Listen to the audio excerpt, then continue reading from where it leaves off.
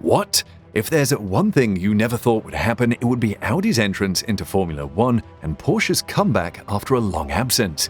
Porsche and Audi, two brands owned by the Volkswagen Group, have recently been linked to join the F1 teams. They've long maintained occasional relationships with Formula One, which some believe might lead them to entering the sport by 2026.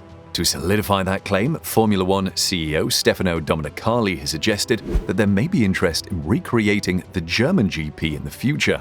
How do they plan to make this happen? Let's find out.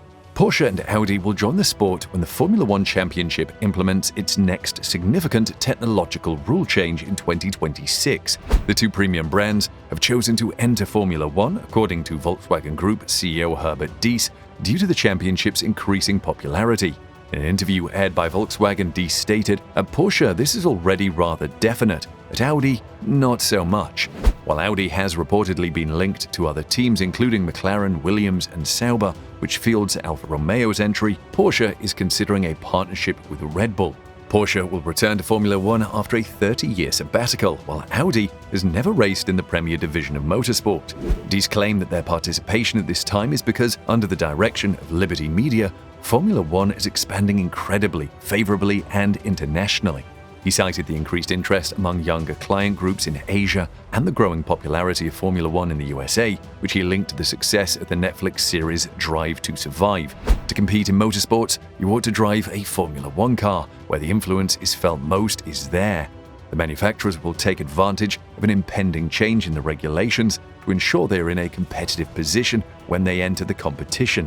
A technological window must open before someone can enter Formula One, and in order to participate, there must be a modification in the rules. In 2026, F1 intends to replace its V6 hybrid turbo power unit regulations. Reducing pollutants will improve the present engine's electrical power output and incorporate synthetic fuels. If they can achieve that, that would be incredible.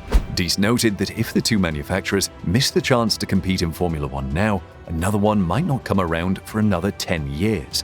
You need a new engine development and 3 to 4 years to produce the new engine development, he stated. We are currently in the 9th season of the current engine rules. According to Diess, Porsche and Audi have started developing their F1 engines. He said, "We anticipate that, even more so than it is now, it will continue to be the largest motorsport spectacle in the world in 26 and 28.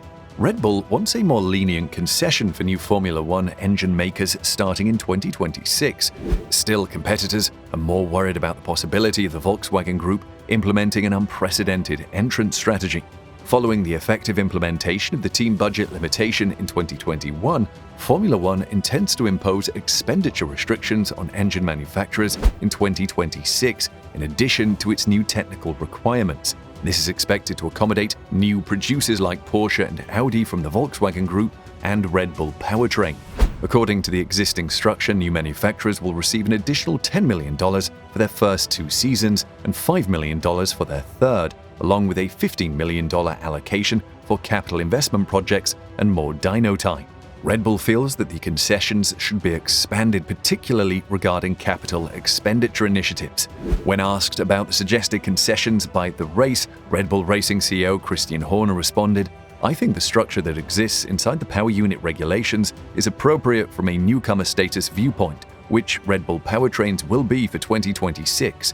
It's a modest schedule, and I believe the allowance for a newbie is $10 million in the first 2 years and $5 million in the third. From a CapEx standpoint, the item that has to be looked at the most is the fact that, effectively, there is only $15 million worth of capital spending on equipment from the time the cap comes into effect.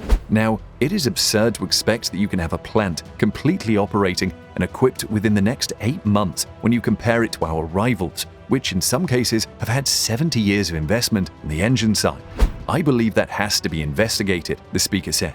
Red Bull will soon begin relocating employees into the new Milton Keynes plant, where dynos and other equipment have been erected recently. It has acknowledged the need for additional space and is already contemplating an expansion of the new structure to accommodate more industrial facilities. Additionally, a contract between Red Bull and Porsche to work on the power unit for 2026 is anticipated. This is where a conflict develops. The current F1 manufacturers are already hesitant to provide Red Bull, Porsche and Audi with further resources under the new engine rules. They believe eliminating the MGU-H from complicated energy recovery systems has already leveled the playing field and worry that new manufacturers will gain a competitive edge. More worrying are the unanswered questions regarding how Porsche and Audi may operate in Formula One and what the rules will let them accomplish. Audi might enter Formula One with a standalone project, while Red Bull will probably collaborate with Porsche. If Porsche's and Audi's ambitions come to fruition, the rulemakers will face an unexpected and uncommon issue in accommodating two-engine projects from the same group. Toto Wolff, the head of Mercedes F1, stated, "It's not yet apparent who truly enters as a power unit provider and declares themselves to be newcomers. It's possible that three businesses from the same group are coming as newcomers.